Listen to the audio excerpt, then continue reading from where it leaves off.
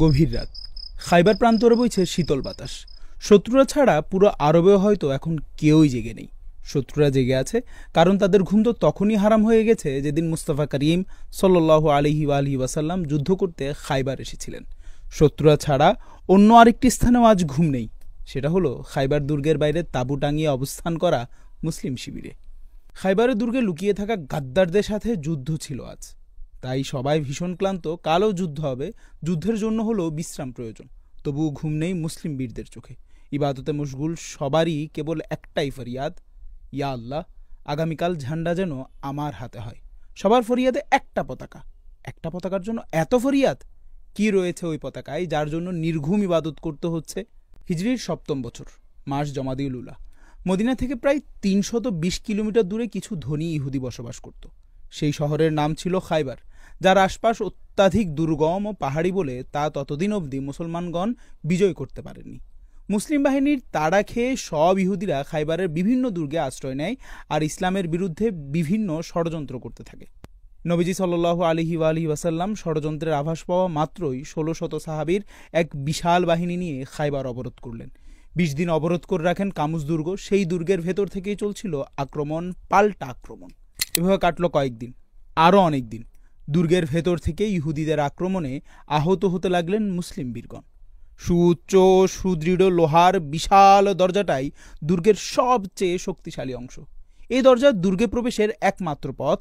আবার এই শক্তিশালী দরজা ভাঙারও কোনো উপায় পাওয়া যাচ্ছে না। আজ সহ 2 দিন চেষ্টা করলেন সবাই মিলে, দরজা তবুও ভাঙা গেল না। চিন্তায় পড়ে গেলেন মুসলিম বীরগণ। সমস্যার কথা জানালেন হুজুরে করিম সাল্লাল্লাহু আলাইহি ওয়াসাল্লামের কাছে। নবীজি সাল্লাল্লাহু আলাইহি ওয়াসাল্লাম এই সংবাদ শুনে সবাইকে হতাশ হতে নিষেধ করলেন এবং আদেশ দিলেন আজকের মতো বিশ্রামে যাওয়ার জন্য। সাথে সাথে এও জানিয়ে দিলেন যে তিনি আগামীকাল এমন এক ব্যক্তির হাতে যুদ্ধের পতাকা তুলে দেবেন যার হাতে আল্লাহ তাআলা বিজয় ছিনিয়ে আনবেন। সেই ব্যক্তি আল্লাহ এবং তার রসুলকে খুব ভালোবাসেন। আল্লাহ এবং তার রসুলও ওই বান্দাকে অবশ্যই ভালোবাসেন। অর্থাৎ একদিন আগেই রসুলুল্লাহ জানিয়ে দিলেন পরের দিনই বিজয় হতে যাচ্ছে খাইবার। একজনের লকব হবে ফাতেহে খাইবার।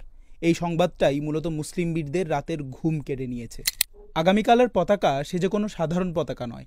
এটা তো যেন পতাকাই না, এটা তো সম্মান, এটা তো বীরত্বের প্রকাশ্য সনদ। সাথে এখানে রয়েছে আল্লাহ এবং তার হাবিবের প্রতি নিখাদ প্রেম রাখার অন্যতম সনদ।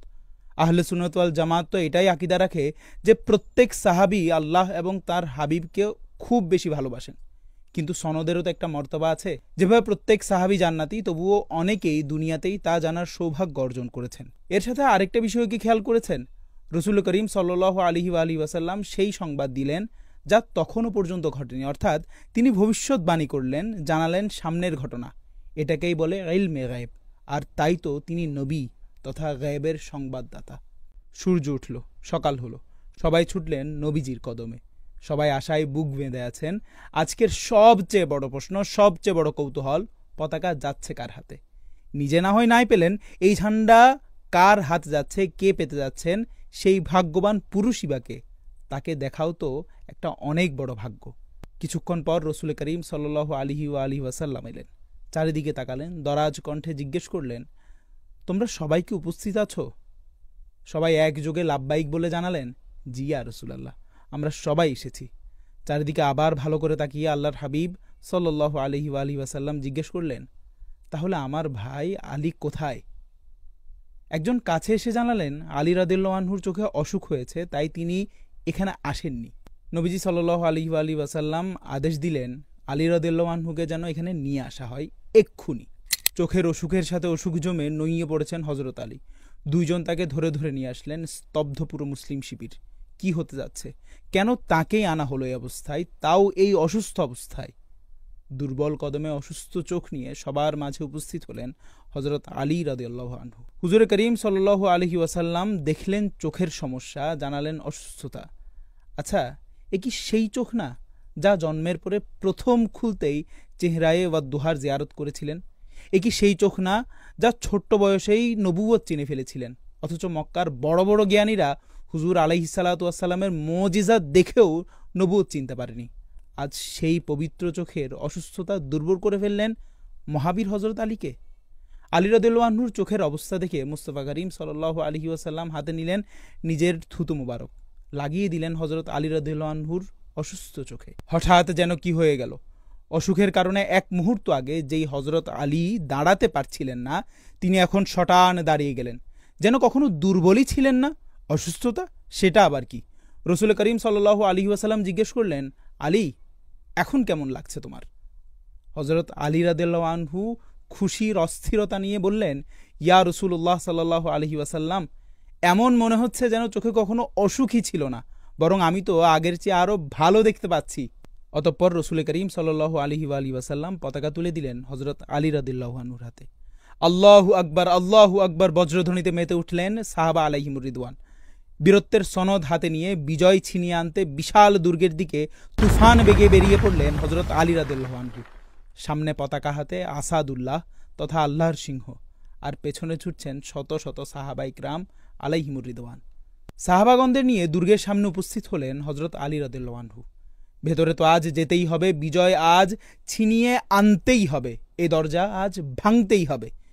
বীর হজরত আলী রাদিয়াল্লাহু আনহু এগিয়ে গেলেন দরজার কাছে, ভালো করে দেখতে লাগলেন শক্ত এবং বিশাল লোহার সেই দরজাটা।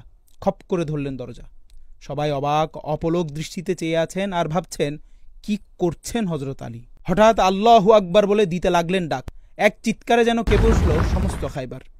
একে কোনো সাধারণ ডাক বলা যায় না, একেই বলতে হয় হায়দারি হাক। বাহুতে খোদাই বল নিয়ে এমন গর্জন কাফেররা হয়তোই বা কখনো শুনেছিল। খাইবার দুর্গের দেয়াল কাঁপতে শুরু করলো, থরথর করে জমিন কাঁপতে শুরু করলো। ভূমিকম্প হচ্ছে? না না, তাহলে তো হচ্ছেটা কি? হয়তো কেউ যেন তখনই বলে উঠল, আরে দেখো, হজরত আলী খাইবারের সেই দরজাটাই যে উপড়ে ফেলছে। এবার জোরে গর্জন করে উঠলেন আসাদুল্লাহ হায়দারে কার্রার আলীউল মুরতাদা রাদিয়াল্লাহু আনহু। তিনি আল্লাহু আকবার গর্জন দিয়ে সাথে সাথে উপড়ে ফেললেন খাইবারের সেই বিশাল দরজা। সবাই অবাক চোখে চেয়ে রইলেন। মুসলিম বীরদের মাঝে পড়ে গেল আনন্দের রোল। কাফেররা ভয়ে আতঙ্কিত হয়ে পড়ল। বিশাল লোহার দরজা শূন্য উঠে আছে, উঠিয়ে রেখেছেন একলা হজরত আলী রাদিয়াল্লাহু আনহু।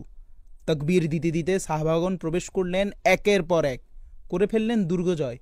গতকাল যেখানে প্রবেশের উপায় ছিল না, আজ সেই দুর্গেই পথপথ করে উঠছে মুসলমানদের পতাকা। যুদ্ধ শেষ, দুর্গ পরিষ্কার করতে হবে। হায়দারি হাক দিয়ে উপড়ে ফেলা সেই দরজাটিও সরিয়ে রাখতে হবে। প্রথমে গেলেন দুই একজন, তুলতে পারলেন না। তারা কয়েকজনকে ডাকলেন, তুলে রাখবেন সে তো দূরের কথা, এ দরজা যে তিল পরিমাণ নাড়ানোও যাচ্ছে না। এভাবে একে একে গেলেন ৭০ জন। অনেক কষ্ট করে সম্ভব হলো এটা সরানো। সেদিন সবাই সচক্ষে দেখলেন হজরত আলী রাদিয়াল্লাহু আনহুর হায়দারি কুওয়াত। এজন্যই বীরত্বের সর্বশ্রেষ্ঠ উদাহরণ হজরত আলী। যুগে যুগে মুসলিম যোদ্ধাদের শক্তির অন্যতম উৎসের নাম আলী। যুদ্ধের ময়দানে অনুপ্রেরণার অন্যতম নাম আলী। তাই তো যুগে যুগে কবিদের কবিতায় বীরত্বের নাম আলী। আর এগুলো কেনই বা হবে না? মুস্তাফা করিম সাল্লাল্লাহু আলাইহি ওয়াসাল্লাম নিজ হাতেই সেদিন বীরত্বের সনদ যে তুলে দিয়েছিলেন। সেজন্যই তো যুগে যুগে মুসলমানদের মুখে উচ্চারিত হয়েছে লা ফাত্তাহ ইল্লা আলী, লা সাইফা ইল্লা জুলফিকার। আলী রাদিয়াল্লাহু আনহুর মতো কোনো বিজয়ী নেই, আর নেই জুলফিকারের মতো কোনো তলোয়ার। গল্প বলার আজকের এই আয়োজনটি আপনাদের কেমন লেগেছে জানাতে ভুলবেন না। মুসাফিরের প্রত্যেক সফরে আপনাদের ভালোবাসা আমাদের দিন দিন কৃতজ্ঞ করে তুলছে। আজকের এই লম্বা সফরটি কেমন লেগেছে তা জানাতে ভুলবেন না। ভালো মন্দ নিয়ে আলাপ করুন। অবশ্যই পেজে ফলো, সাবস্ক্রাইব, ভিডিও লাইক এবং শেয়ার করতে একদমই ভুলবেন না। সবার জীবনের সফরে আল্লাহ তাআলা বরকত দান করুন। দেখা হবে অন্য আরেক সফরে। আজকের মতো এখানেই বিদায় নিচ্ছি। আল্লাহ হাফেজ। আসসালামু আলাইকুম ওয়া রাহমাতুল্লাহি ওয়া বারাকাতুহু।